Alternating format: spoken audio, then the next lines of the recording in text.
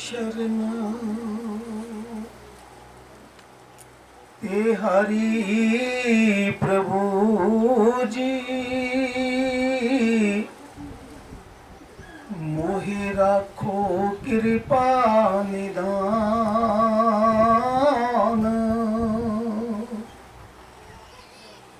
अब मैं शरण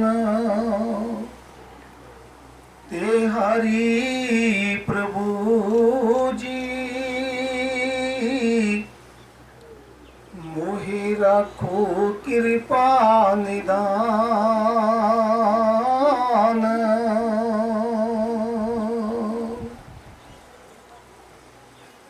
आजा मिले अपराधी तारे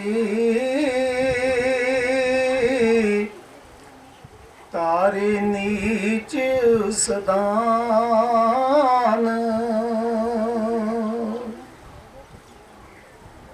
जल डूबत गजराज उबारे गन कचड़ी बीमान।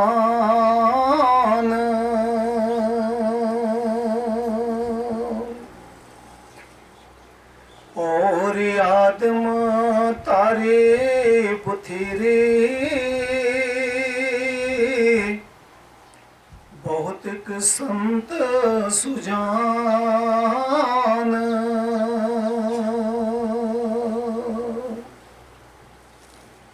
उपजा नीच पिलनी तारी जाने सकल जहान।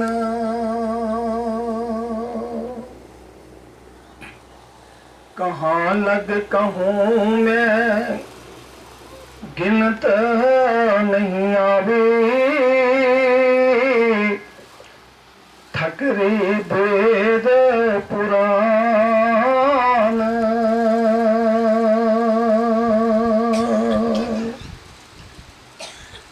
मीरा दासी शरण तिहारी सुन लीजिए दोनों कान। मीरा दासी शरण तिहारी सुन लीजिए दोनों कान।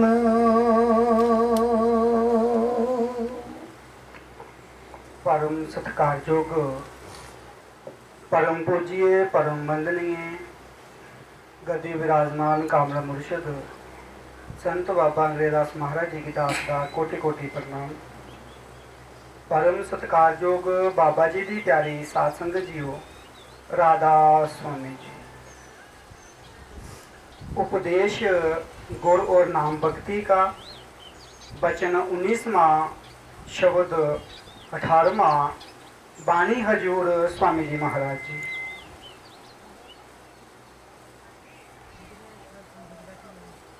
धाम अपने चलो भाई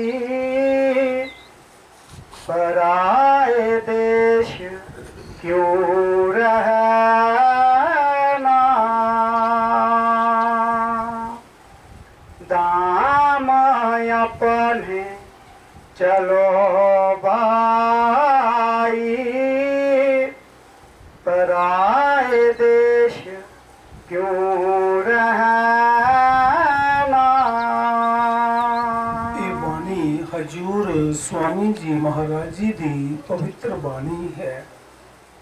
स्वामी जी महाराज जी भारत देश के अंदर बहुत बड़े नाम की कमाई वाले संत आए हैं। आप बचपन तो ही भजन सिमरन करना शुरू कर दिता। 6 साल की उम्र तो स्वामी जी महाराज जी ने नाम की कमाई करना शुरू कर दी। 16 साल हजूर स्वामी जी महाराज जी के कच्चे कोठे के अंदर रोज भजन करने वास्ते जाते सन। 40 ਸਾਲ ਹਜੂਰ स्वामी जी महाराज जी ने अभ्यास ਕਰਨ ਤੋਂ ਬਾਅਦ ਉਪਦੇਸ਼ ਦੇਣਾ ਸ਼ੁਰੂ ਕੀਤਾ। 70 ਸਾਲ ਦੀ ਉਮਰ ਵਿੱਚ स्वामी जी महाराज जी दुनिया ਦੀ ਯਾਤਰਾ ਕਰਕੇ ਆਪਣੇ ਪਰਮ ਧਾਮ ਚਲੇ ਗਏ। 64 ਸਾਲ ਹਜੂਰ स्वामी जी महाराज जी ने ਸੁਰਤ ਸ਼ਬਦ ਦਾ ਅਭਿਆਸ ਕੀਤਾ ਹੈ, ਨਾਮ ਦੀ ਕਮਾਈ ਕੀਤੀ ਹੈ, ਮਾਲਕ ਦੀ ਭਗਤੀ ਕੀਤੀ ਹੈ। स्वामी जी महाराज जी अपनी बाणी अंदर बड़ा सुंदर उपदेश दे रहे हैं। ताम अपने चलो भाई पराए देश क्यों रहना। सारे ही संता महात्मा ने इस देश में पराया किया है। असी सारे पराए देश विच आए हाँ। स्वामी जी महाराज बाणी च फरमा रहे हैं, जे तो घर है काल का, घर अपना मत जान, निश्चय करके मानियो जो अब कहूं बखान। ये काल दा घर है, ये मृत्यु लोक है। इथे बड़े बड़े ऋषि मुनि, पीर पकंबर, औलिया, अवतार आए, उन्होंने भी ये शरीर छोड़ना पिया। उन्होंने भी इस देश को छोड़ के अपने धाम जाना पिया। तो स्वामी जी महाराज फरमा रहे हैं कि गुरमुखो साडा घर जिहड़ा है वो सचखंड देश है। जिस देश तो आत्मा उतर के इस मात लोक दे विच आके करोड़ां जन्म हो गए साडे इथे, एक जन्म नहीं करोड़ां जन्म हो गए इस आत्मा ने इथे भटकदे और 84 लाख जिया जून भुगतन तो बाद ये सानू आखिरी एक वक्त मिलिया है, मौका मिलिया है मानस दा चोला।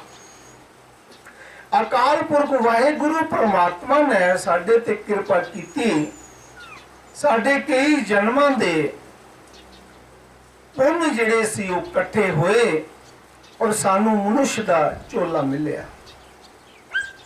और इस जन्म दे विच असीं हुण नाम दी कमाई करके, भजन सिमरन करके अपने घर जा सकते हाँ। नाम की कमाई तो बिना कोई भी अपने घर नहीं जा सकता। नाम दे नाल ही साडी मुक्ति होवेगी। इस संसार दे विचों जन्म मरण तो मुक्त हो जावांगे। पर जे असी इस जन्म नूं संभाल लईए, इस जन्म दे विच नाम दी कमाई करिए, साध संगत दी सेवा करिए, सारियां दे नाल प्यार करिए, सारियां दे नाल मीठा बोलिए। स्वामी जी महाराज ने अपनी बाणी विच फरमाया है, सबसे मीठा बोल तेरे भले की कहूं, कड़वा मत बोल तेरे भले की कहूं, खाना थोड़ा खा तेरे भले की कहूं, रात नू जाग तेरे भले की कहूं। स्वामी जी महाराज क्यों ये उपदेश दे रहे हैं? संत महात्मा रात नू जागते हैं, दुनिया सो जाती है और संत भजन करते हैं, नाम जपते हैं। संत मीराबाई सारी सारी रात वो अपने प्रभु दे प्रेम दे विच भजन गांदी सी, नाम जपदी सी, मालक दा सिमरन करदी सी। संत मीराबाई ने अपनी बाणी च फरमाया है, दिन नहीं चैन रात नहीं निंदरा, सुखों घड़ी घड़ी। हे प्रभु, दिने मैनू चैन नहीं आंदा है तेरे दर्शनों तो बिना, और रात नू नींद नहीं आती है। वो मालक दे प्यार दे विच सारी सारी रात भजन करदी सी, हाड़ा करदी सी मालक दे मिलन वास्ते। सतगुरु कबीर साहब महाराज जी ने भी बाणी च फरमाया है, सुखिया सब संसार है, खाए और सोए, दुखिया दास कबीर है, जागे और रोए। महाराज कबीर साहब जी रात ਨੂੰ क्यों जागते से? ये मनुष्य जन्म मिलिया है, बड़े भागां दे नाल मिलिया है, किते जन्म बर्बाद ना हो जाए। और रात ਨੂੰ महाराज जी भजन करते से। तो स्वामी जी महाराज फरमा रहे हैं कि असी अपने घर जाना है, तो किस तरह जाना है? स्वामी जी फरमा रहे हैं कि हे जीव, जिस तरह किसी बंदे की मृत्यु होती है, उसके पैर जिहड़े है सब तो पहले ठंडे हो जाते, फिर लत्तां ठंडियां हो जांदियां, फिर शरीर ठंडा हो जाता। इस जगह ते आके फिर वो प्राणी जिहड़ा है चोला छोड़ देता है। और स्वामी जी महाराज फरमा रहे हैं कि जीव जदों तू भजन करता है, ध्यान लगाता है, सुन समाधि विच जाता है, तो सिमरन करदियां करदियां, भजन करदियां करदियां ये साडे पैर जिहड़े है पहले सुन्न होना शुरू हो जाते। सुरत जिहड़ी है उपर नूं चढ़ाई करती है, फिर उसदियां लत्तां सुन्न हो जांदियां हन, फिर शरीर सुन्न हो जाता है, फिर आस्ते आस्ते ये 9 द्वार जिहड़े है सुन्न हो जाते हैं। फिर इस जगह ते आके सुरत जिहड़ी है वो अंदर प्रवेश कर जाती है, अंदर 10वें द्वार दे विच प्रवेश करती है। उत्थे अनहद शब्द जिहड़ा है वो तुनकार दे रहा है, अपना प्रकाश भी दे रहा है, आवाज भी दे रहा है।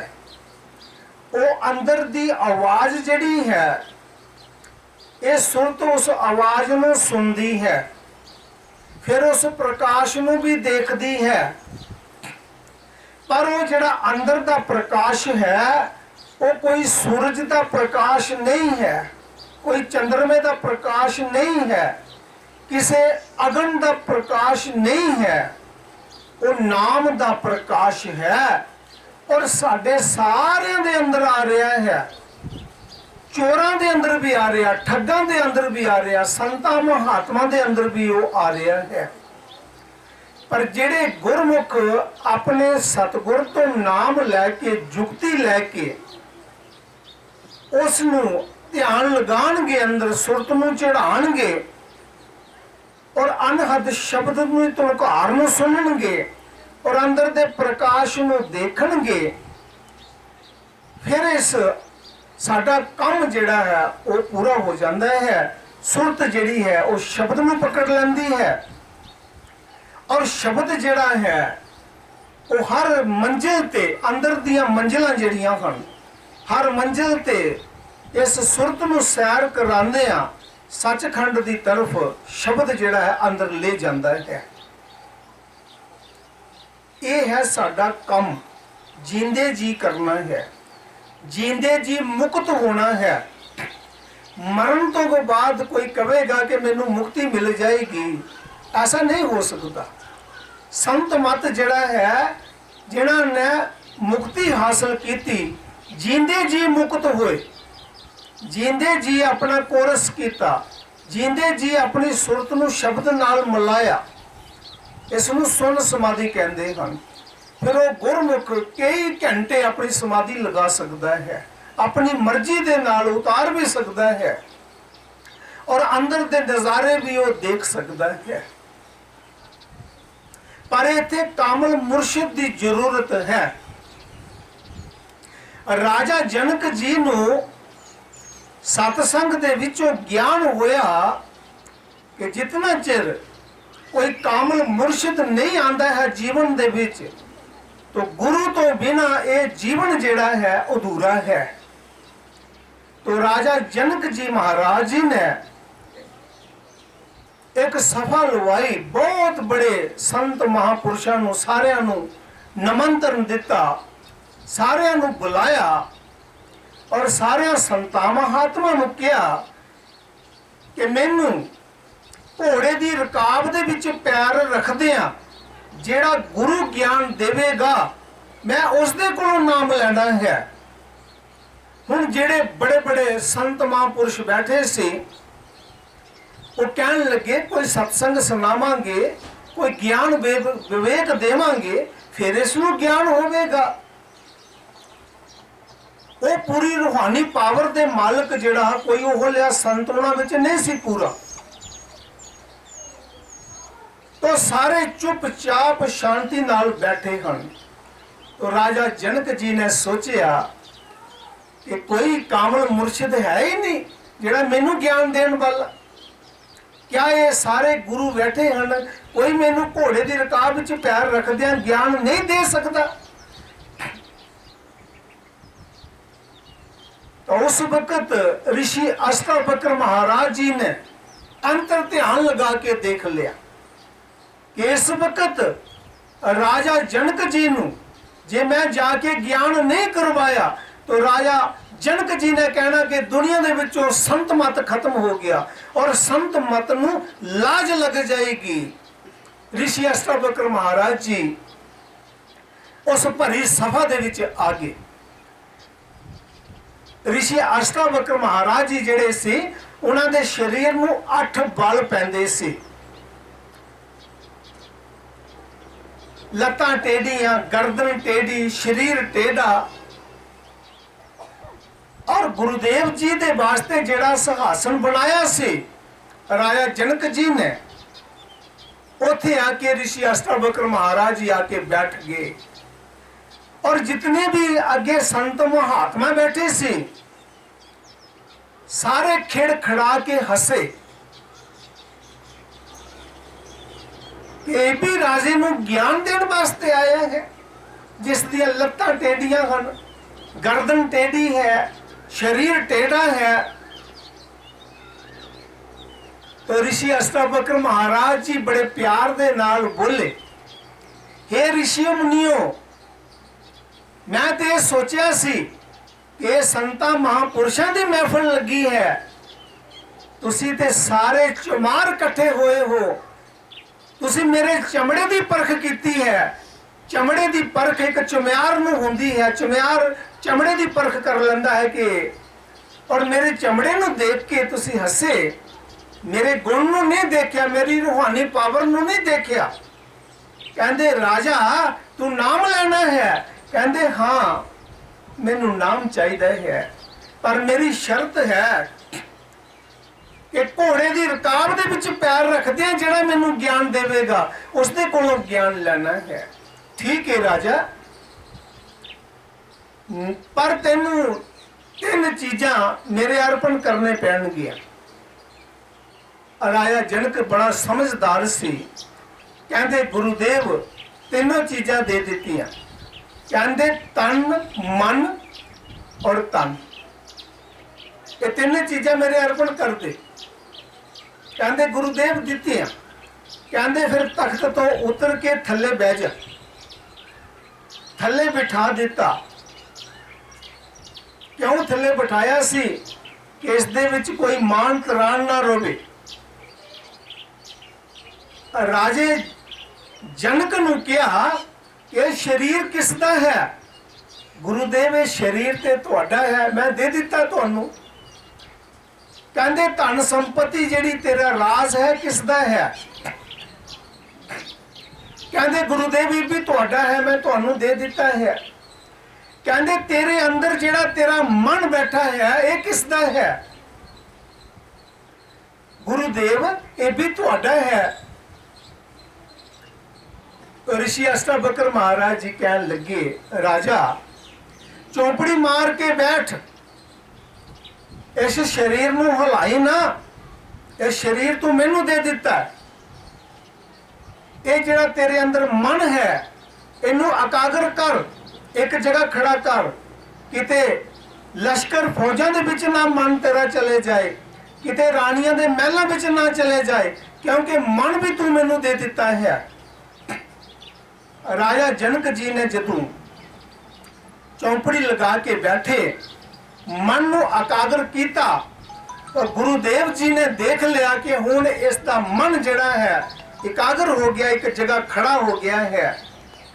तो ऋषि अष्टावक्र महाराज जी ने एक रहमत की तवज्जो की, अपनी रूहानी पावर बख्शी, उन्हां दी सुरत जिहड़ी सी ऊपर चढ़ा दी। और राजा जनक जी अंदर के नजारे देख रहा है। अंदर के नजारियां दे विच मस्त हो गया। बाणी च एक जगह लिखा है, अंदर ब्रह्मा विष्णु महेश, अंदर पुत्र गौरी गणेश, अंदर परमहंस दा देश, 9 लाख तारा देख ले, अंदर बढ़ के पौड़ी चढ़ के खूब नजारा देख ले। गुरमुखा जदों राजा जनक जी की समाधि लगा दी सतगुरां ने, तो अंदर दे नजारे देख रहा है। ये दुनिया के नजारे कुछ भी नहीं हैं, सारे फीके लग जाते हैं। जिसनों अंदर का नजारा, अंदर का रस आना शुरू हो जाता है, और दुनिया के रंग तमाशे उन्होंने सामने कुछ भी वैल्यू नहीं रखते हैं। और ऋषि अष्टावक्र महाराज जी ने देखा, जितना चिर उन्होंने मुनासिब समझा, राजा जनक जी की समाधि लगाई रखी। जब उन्होंने मुनासिब समझा तो अपनी रहमत के नाल उन्होंने सुरत उतार दी। शब्द खुले गुरु मेर से, सुरत खिंचे गुरु बलवान। गुरु की कृपा नाल शब्द खुलता है, गुरु की कृपा नाल सुरत शब्द नाल मिलाप कर सकती है। ये पूरे सतगुर दे विच पावर है। और ऋषि अष्टावक्र महाराज जी विच पावर सी। जेड़े बाकी ऋषि मुनि बैठे सी उन्हां विचों कोई पावर नहीं सी। वो छड़े वेद पाठी पढ़ाने वाले ही, किताबां पढ़ाने वाले, दुनिया नूं ज्ञान देने वाले ही सी, और रूहानी पावर दे मालिक नहीं सी। तो ऋषि अष्टावक्र महाराज जी ने कहा, राजन घोड़े की रकाब दे विच पैर रख, तेनू ज्ञान देईए। कहंदे सतगुरु मैनू ते ज्ञान हो चुकिया, घोड़े की रकाब विच पैर रखने की जरूरत ही नहीं। मैं ते अंदर दे नजारे सब कुछ देख के आ रहा। एक कामल मुर्शिद की पावर दे नाल असी अंदर दे नजारे देख सकते हाँ। पर गुरु दे कहने मुताबिक जदों असी अपनी समाधि विच आवांगे, कई लोग भजन बैठे होंदे है, उधर उधर शरीर नूं हिलांदे रहंदे है। कई भजन बैठे हैं, उन्हां दा मन जिहड़ा है बाहर भटकी जाता है। कई रूहां सत्संग विच बैठियां भी मन बाहर ध्यान चले जाता, किते घर विच चले जाता, किते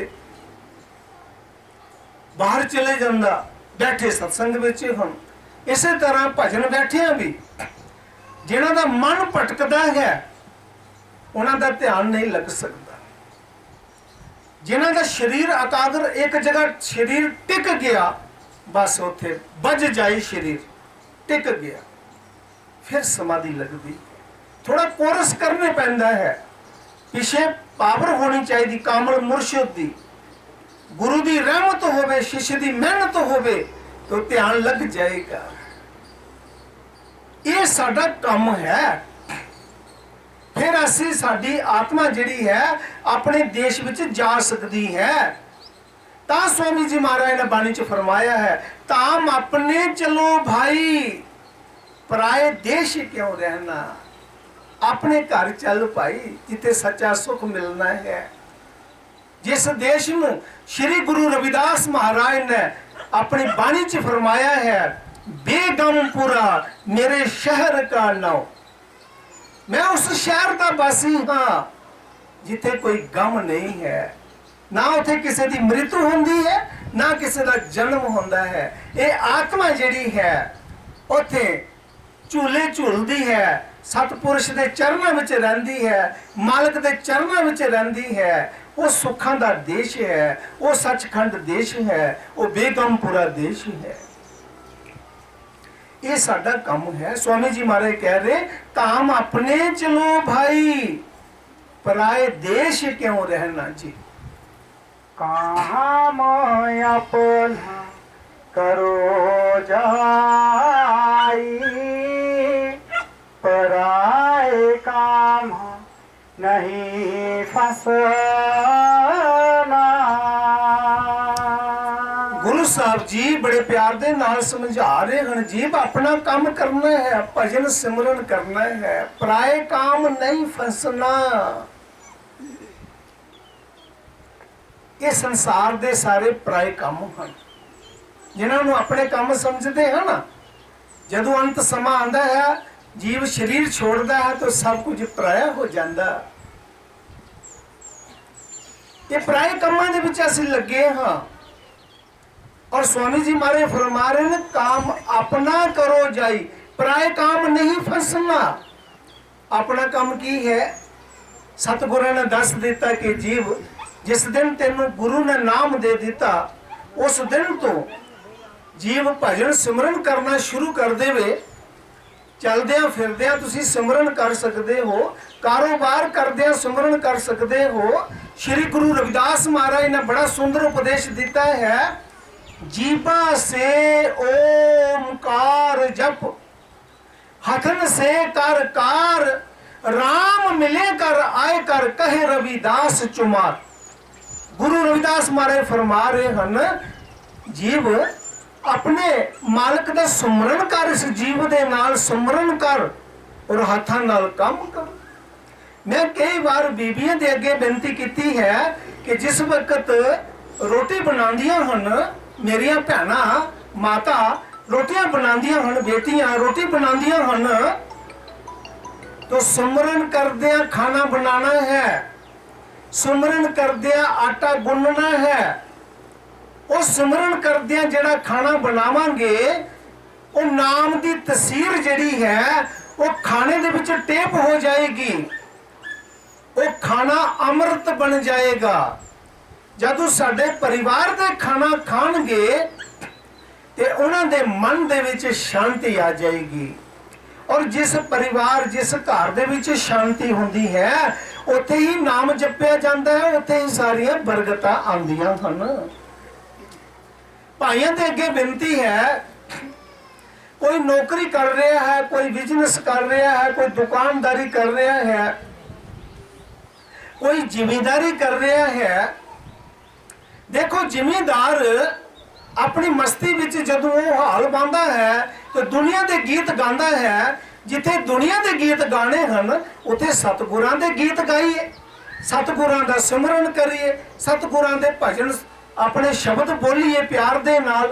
जिस तरह हर वक्त मीरा अपने प्रभु प्रेम दे शब्द बोलती सी। मीरा की फरमा रही है, कोई कहे ओ रे प्रभु आवन की,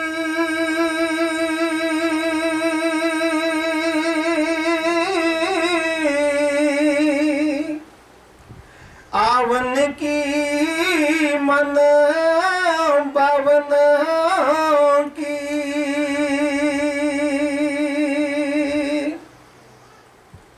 कोई कहे ओ रे प्रभु आवन की, आवन की मन बावन की।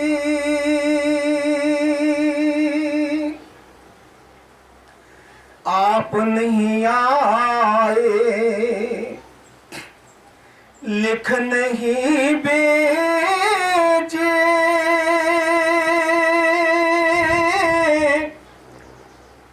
भान पड़ी ललचावन की,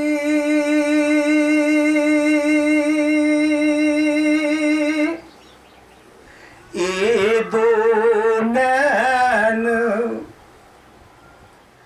कहा नहीं माने,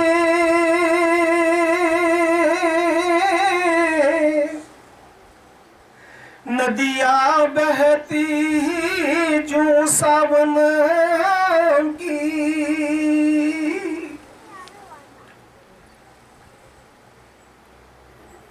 क्या करूं हूं कुछ बस नहीं मेरे,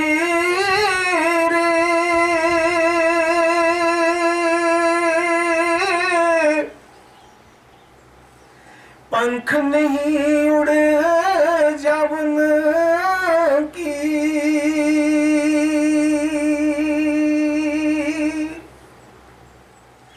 मीरा कहे प्रभु कब रे मिलोगे,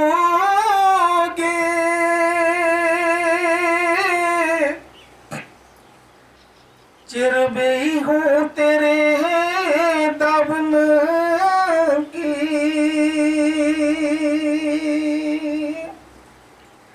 मीरा कहे प्रभु कब रे मिलोगे,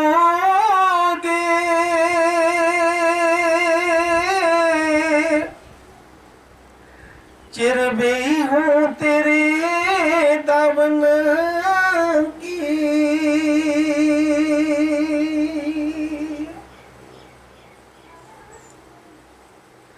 इतने प्यार दे नाल मीरा अपने प्रभु ਨੂੰ याद कर रही है। हे प्रभु तेरे दर्शनों तो बिना मैनू चैन नहीं आ रही। ये बेअकलता जिस दिन साडे विच आएगी, ये विरहा, ये तड़फ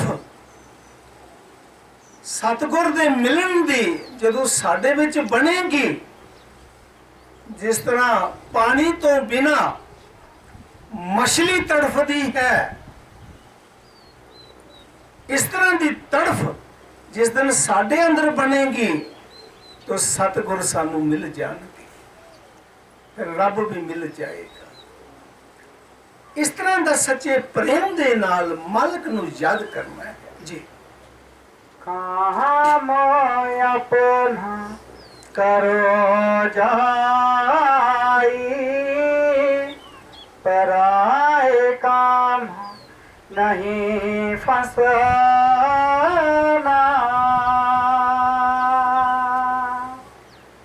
नाम गोरखा संभाले चाल, जही है दाम गंठ बंदना। गुरु साहब जी बड़े प्यार दे नाल समझा रहे हैं कि सतगुर दे नाम की संभाल करनी है। असी मेहनत करके, दिहाड़ी लगा के, मजदूरी करके, सारा दिन मेहनत करके पैसा कमाते हाँ, और जदों जेब दे विच पांदे हाँ, जे जेब ही थल्ले फटी होवे तो साडी सारी दिन दी मेहनत तो थल्ले निकल जाएगी।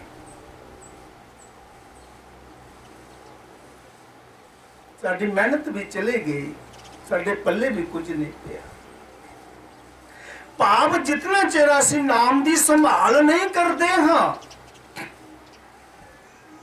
सत कायम नहीं करते हाँ, नाम दी ताकत अंदर ठहर नहीं सकती।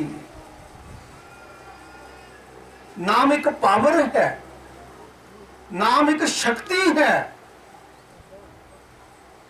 वो किथे रुकेगी जिथे सत होवेगा। सत गया तो क्या रहा, सील गया सब झाड़, भगती खेत कैसे बचे जब टूट गई है बाढ़। उस नाम की संभाल करनी पैंदी है। ऋषिया मुनिया ने, संता महात्मा ने, सच्चे गुरमुखा ने इहो ही ते संभाल कीती, फिर नाम की ताकत अंदर ठहरती है, फिर वो पावर आंदी है जी। नाम गोरखा संभाले चाल, जही है दाम गंठ बंदना।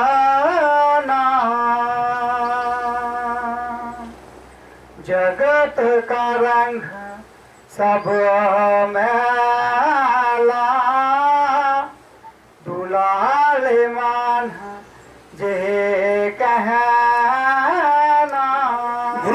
जी बड़े प्यार दे नाल समझा रहे हैं, सारे जगत दा एक झूठा रंग है, जिस रंग दे विच सारा संसार बैठा होया है, जिस रंग दे विच संसार रंगिया होया है, झूठा रंग है।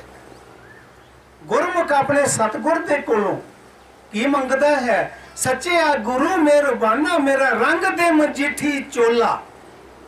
मैनू वो पक्का रंग दे दिओ सतगुरु, जेड़ा रंग तुसी मीरा नू दिता सी, मैनू भी उस रंग दे विच रंग लाओ, जेड़ा रंग बाबे नानक नू चढ़िया सी। नाम खुमारी नानका चढ़ी रहे दिन रात।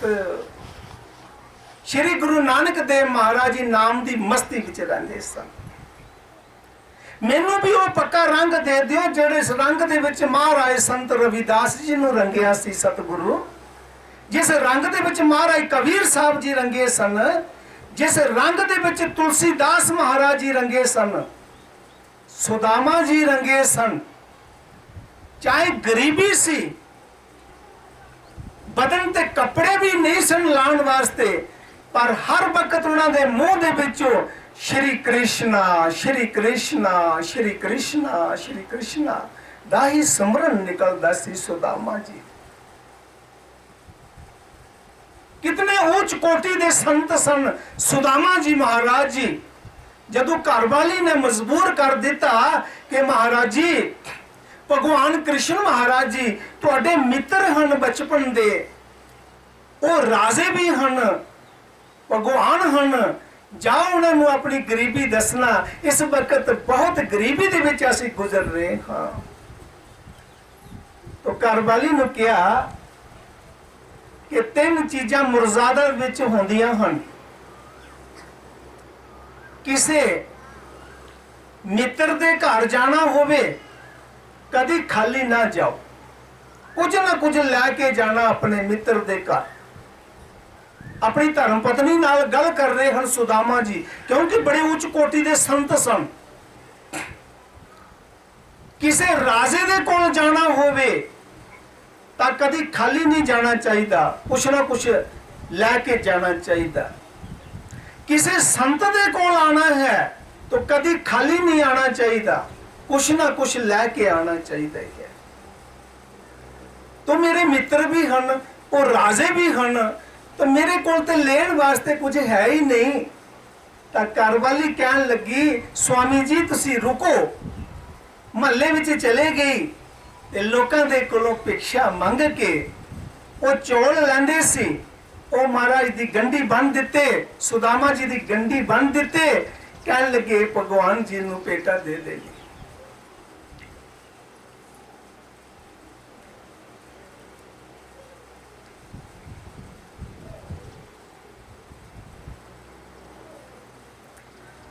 तो सुदामा जी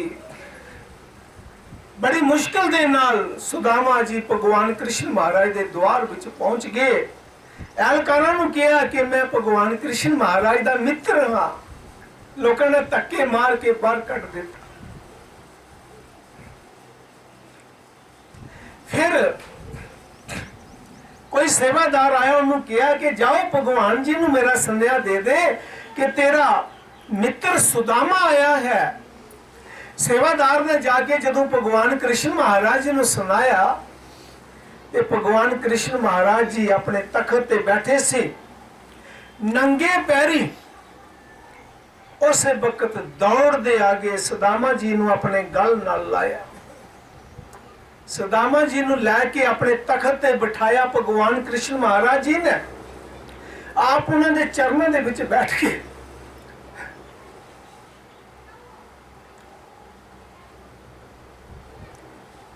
और भगवान कृष्ण महाराज जी ने सुदामा जी दी गरीबी देखी ते अपने आंसुओं के नाल सुदामा जी दे चरण धो दिते।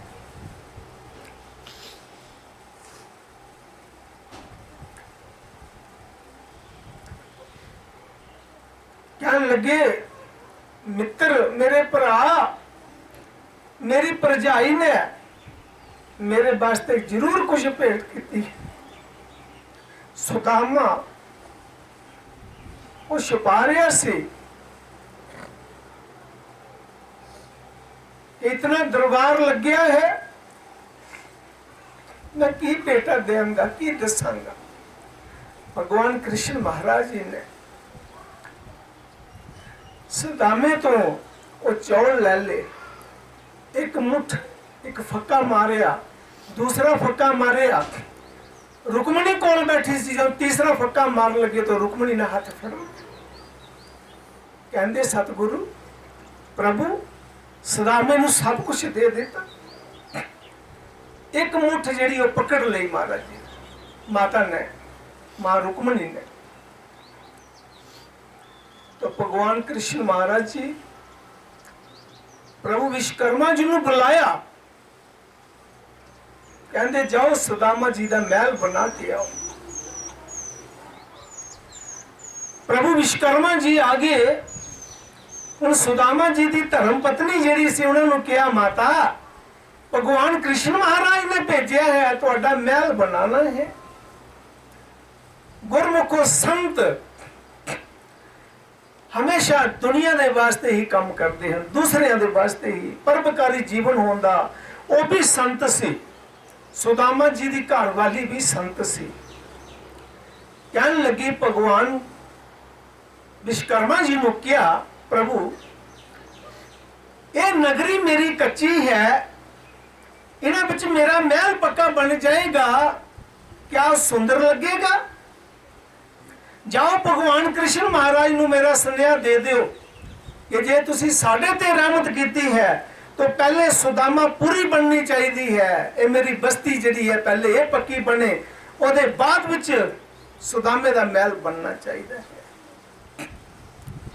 एक खुशी मिले सानू, दो मिलन पड़ोसी नू, तक तक के खुश होइए, ऐसी रहमत कर दे तू। ये कौन पुकार करदा? संत, सच्चा गुरमुख, मालक दा प्यारा, हमेशा दूसरे दा भला मंगदा है। वृक्ष कभी ना फल बाखे, नदी न संचय नीर, परमार्थ के कारण साधु धरा शरीर। तो सुदामा जी की धर्म पत्नी जी ने जदों यह स्नेहा भेज दिता तो भगवान कृष्ण महाराज जी ने प्रभु विश्वकर्मा नूं कहा जाओ पहले सुदामा पूरी बना दो, फिर सुदामा का महल बना दो। पहले सुदामा पूरी बनी, फिर सुदामा जी का महल बनया। तो संसार के लोग की करते हैं, मेरा महल बनना चाहिए, मेरे गुआढ़िया दे भावें कच्चे रहन, ये संसार कहता है। और भगत सच्चे रब दे प्यारे की कहते हैं, भाई दूसरिया नूं खुशियां मालका बख्श, फिर मैनू भी बख्श। ये गुरमुखां दी पुकार है। तो स्वामी जी महाराज जो बचन से समझा रहे, बड़ा ऊंचा और सोचा बचन है जी। जगत का रंग सब मैला, दुलाले मान जे कहना, भोग संसार कोई दिना के, सहज में त्याग ते चलना। गुरु साहब हदायत दे रहे हैं कि भोग विलास विषय विकार शराबा कबाबा इन्हों सहजे सहजे त्यागन का यत्न करो और त्याग दियो, फिर मालक नाल जुड़ जाओ, नाम नाल जुड़ जाओ जी। शरण सत गुर गहो दृढ़ कार, करो जे काज इला रहना, सूरत मन थाम अब घट में, पकड़ दुन ध्यान दर गगना। गुरु साहब हदायत दे रहे हैं, गुरुमुखा अपने गुरु का ध्यान लैके भजन बैठ इथे ध्यान लिया। पर याद रखना जिस वक्त गुरमुख अपने गुरु के ध्यान विच बैठता है भजन करने वास्ते, तो मन जिहड़ा है उस गुरमुख ते जबरदस्त हमला कर देता है। उस वक्त नूं संभालना, जिहड़े मन का कहना मन लैंदे है उन्हां दी सुरत बाहर चले जाती है। जिहड़े मन का कहना नहीं मनते हैं, पूरे ध्यान विच बैठते हैं, इस दे नाल दिव्य दृष्टि खुलती है, इस दे नाल रूहानी पावर बनती है। वहाँ से तुम जाल में बारी, बिना इस जुगति नहीं खुलना। गुरु साहब समझा रहे हैं, सारा संसार जगत जाल विच फसिया है, पर इस जुगती तो बिना नहीं खुल सकते, कि नाम की कमाई तो बिना नहीं छुट सकते। गोरया बोदेह कर कहते, मान जे बात चिता डरना। गुरु साहब जी बड़े प्यार दे नाल समझा रहे हैं कि गुरु दया करके वचन समझा रहा है। गुरमुखो, जदों जदों संत महापुरुष दुनिया ते दया करने वास्ते आए, असी दुनिया के जीवन ने उन्हें संतां महापुरुषों के नाल की कीता। भगवान श्री प्रभु श्री रामचंद्र महाराज जी दुनिया दे विच आए, असी दुनिया के जीवन ने प्रभु श्री रामचंद्र महाराज जी नूं बना दे विच भेज दिता, और बना विच जाके भी सुख का साह नहीं लैन दिता। भगवान कृष्ण महाराज जी आए, जमदे ही जमुना टपाई, मां का दुध नसीब नहीं होया भगवान कृष्ण महाराज जी नूं।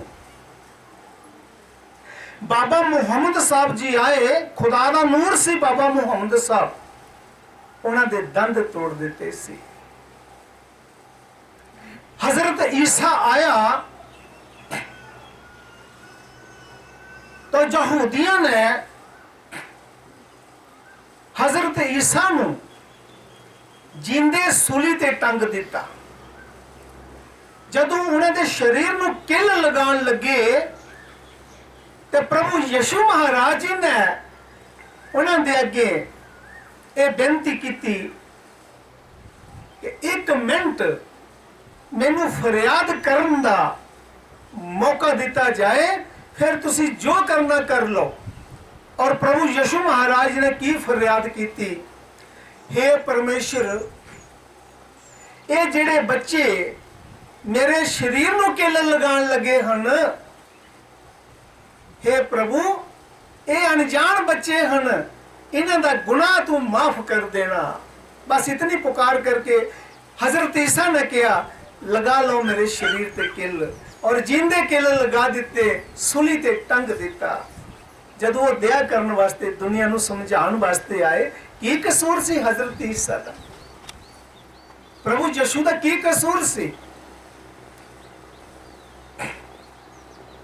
श्री गुरु नानक देव महाराज जी आए, दुनिया ने कुराइया किया श्री गुरु नानक देव महाराज जी नूं कुराई पांदा है। जेल विच बंद करा दिता, जेल दिया चक्कियां अपने आप चलना शुरू हो गई। सारे जेलर बैठे हैं, गुरु जी बैठे हैं चौपड़ी मार के, और जेल दिया चक्कियां अपने आप चल रही हैं, दाने अपने अपने प्यारे दाने भो रहे हैं, और सारे जेलर राम दे नाल बैठे हैं। उस शब्द की ताकत नाल चक्कियां चल रही सी, और गुरु जी ने जेल विच बंद कर दिता। गुरु नानक देव महाराज जी, महाराज कबीर साहब जी, गुरु रविदास महाराज जी आए।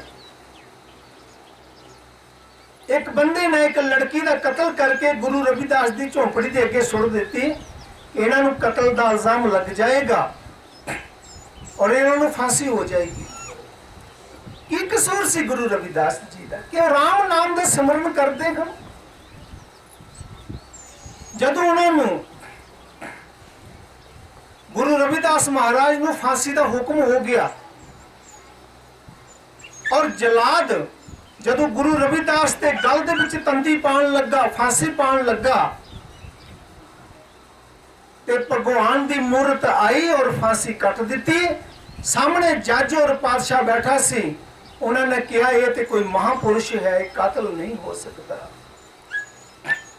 ਉਹ ਮੇਰੇ ਮਾਧਵ ਆ ਗਏ ਸੀ, ਜਿਨ੍ਹਾਂ ਦੀ ਭਗਤੀ ਗੁਰੂ ਰਵਿਦਾਸ ਕਰਦੇ ਸਨ। ਕਿਹਨਾਂ ਦੀ ਭਗਤੀ ਕੀਤੀ ਗੁਰੂ ਰਵਿਦਾਸ ਜੀ ਨੇ? ਮਾਧਵ ਜੀ। अपनी बाणी च फरमा रहे हैं, बहुत जन्म बिछड़े थे माधो, ये जन्म तुम्हारे लेखे। कहे रविदास आस लग जीवो, चिर भयो दर्शन देखे। और मेरे प्रभु आगे और गुरु रविदास जी की लाज रखी। कबीर साहब जी नु जंजीरां नाल बन के खूनी हाथी दे अगे सुट दिता। शराब पिला के ये खूनी हाथी मारे कबीर साहब ਨੂੰ ਕੁਚਲ ਦੇਵੇਗਾ ਕਿ ਰਾਮ ਨਾਮ ਦਾ ਸਿਮਰਨ ਕਿਉਂ ਕਰਦਾ ਹੈ। ਉਹ ਹਾਥੀ ਆ ਗਿਆ तो कबीर साहब जी ਦਾ ਜਦੋਂ ਦਰਸ਼ਨ ਕੀਤਾ ਤੇ ਹਾਥੀ ਕਬੀਰ ਸਾਹਿਬ ਨੂੰ ਮੱਥਾ ਟੇਕ ਕੇ ਜੰਗਲ ਦੀ ਤਰਫ ਦੌੜ ਗਿਆ। हाथी ने मारे कबीर साहब जी ने कुछ नहीं किया। मारे कबीर साहब अपनी बाणी च फरमा रहे हैं, ये चार तत्त का जानवर है, ये मेरी असलीयत नूं जान गया। जेड़े मेरे दुख दे रहे उन्होंने मेरी असलीयत नजर नहीं आ रही। फिर सतगुरु कबीर साहब महाराज जी दियां मुश्कां बन्नियां, जंजीरां नाल पिछे हथ करके, पैरां विच बेड़ियां पाइयां, हत्थां विच बेड़ियां पा के महाराज कबीर साहब नूं मां गंगा दे विच सुट दिता और मां गंगा प्रगट हो गई। ध्यान देना, श्री गुरु ग्रंथ साहब दे विच महाराज कबीर साहब ने लिखा है, गंगा की लहर टूटी जंजीर, मृगशाला पर बैठे कबीर। बड़े कमाल दी गल है, जेड़ियां लहरां इंसान नूं अपने विच डुबो लैंदियां हन, उन्हां लहरां ने मेरे जंजीर तोड़ के मैनूं किनारे ते लगा दिता। जंजीर ही तोड़ दिते, मां गंगा प्रगट हो गई। ये ਜਿਹੜੀਆਂ देव शक्तियां ਹਨ, बड़े बड़े महाबली फकीर जदों दुनिया च प्रगट होंदे है, उन्हां दी रक्षा करदियां ਹਨ। गुरु रविदास महाराज ने जिस वक्त पंडित गंगा राम दे हथ दमड़ी भेजी सी तो स्वयं मां गंगा प्रगट हो गई सी। अलाई कंगन दे दिता और गुरु रविदास दी दमड़ी चुम के अपनी छाती नाल लगाई। देखो इन्हां देव शक्तियां ने बड़े बड़े महापुरुषों की मदद की है, संतां की मदद की है। जदों श्री गुरु नानक देव महाराज जी सुते सन और सूरज दी किरणां श्री गुरु नानक देव महाराज के चेहरे ते पैण लगियां तो शेष